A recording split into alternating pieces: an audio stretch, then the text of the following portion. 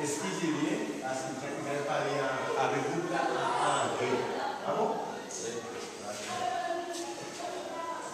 I'd like to talk to you a little bit from one of my favorite people in the Bible, even though he more often hits me between the eyes than he does in most of the other ones.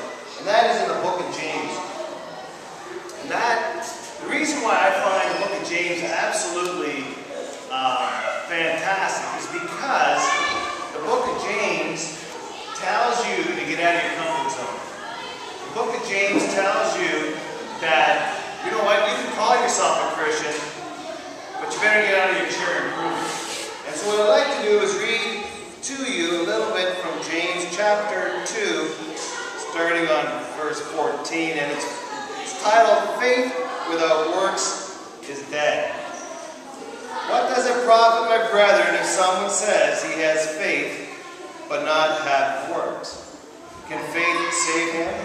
If a brother or sister is naked and destitute of daily food, and one of you says to them, depart in peace, be warmed and filled, but you do not give them the things which are needed for the body, what does it profit? Thus also faith by itself, if it does not have works, is dead. But someone will say, you have faith and I have works. Show me your faith without your works, and I will show you my faith by my works. You believe that there is one God, you do well, but even the demons believe and tremble. But do you want to know, O foolish man, that faith without works is dead?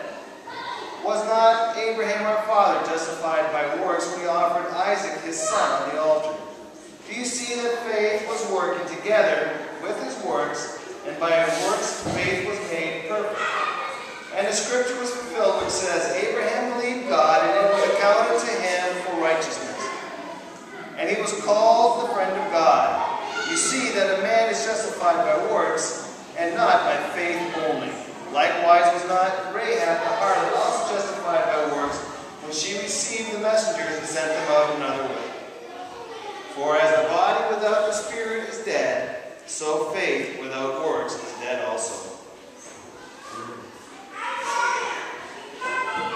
You know what always kind of surprises me is when groups come here, and they come here and they work hard, and they put in a long day, they work in the hot sun.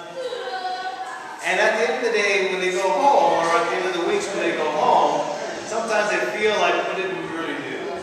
Did we really make that much of a difference? I mean, when you look in the big scheme of things, did we really make that much of a difference that when we leave, that it'll even be noticed? And what happens is, we'll get teams that come here and they'll say, well, it doesn't matter anyways. I mean, when you look at how many thousands and maybe millions of people are here that are during the war helping one, does it really make a difference?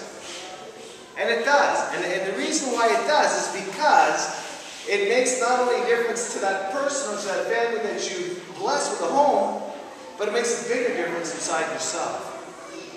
Because God sees what you do, and He will bless you accordingly. It's comparable to, say as an example, when the Israelites were walking through the desert. And for 40 years, they walked and they walked and they walked. And God took care of them in ways that they didn't even notice. Because their shoes didn't wear out. Their clothes didn't wear out. As much as they whined and complained, He still always did give them water and food. So God provided for them. If they had really looked close enough, they could have seen how God was using this as an opportunity to change them. And God has used these last 10 days as opportunities to change you too. Often what happens by the time you get home, you're so tired, you're so exhausted, you don't really think much about it. But in about a week, you're going to feel a little better, you're going to feel a little bit more refreshed, and some of these things are going to come back to you. You're going to start thinking about it. You're going to start realizing, we really did make a difference. And when you may leave here and go back to your homes and to your jobs, and you might even in a few months forget about it and this may drift off and remember a little bit, but I can assure you of one thing. This family will never forget you. Because when they get up in the morning And when we see where they came from and where they're going, and they get up in the morning, they've got a roof over their head that doesn't leak. They've got walls where the floors meet up, and they don't have to worry about snakes and rats and all kinds of undesirables. They're going to remember about you. When they're laying in their beds at night and the wind is blowing like crazy, and we get the hurricane and the rain is coming down hard, they're going to remember you. And when they see how you have blessed them, they'll thank the Lord. And that's what it's all about. It's putting your faith into action. It's getting in there, getting the sore muscles. It's getting in there and hugging the kids that need hugging, holding the hands of those who don't have anyone to love them. And you're going to go home different. I can assure you. You may not realize it, but a little piece of your heart is going to be left behind you. And it's going to happen.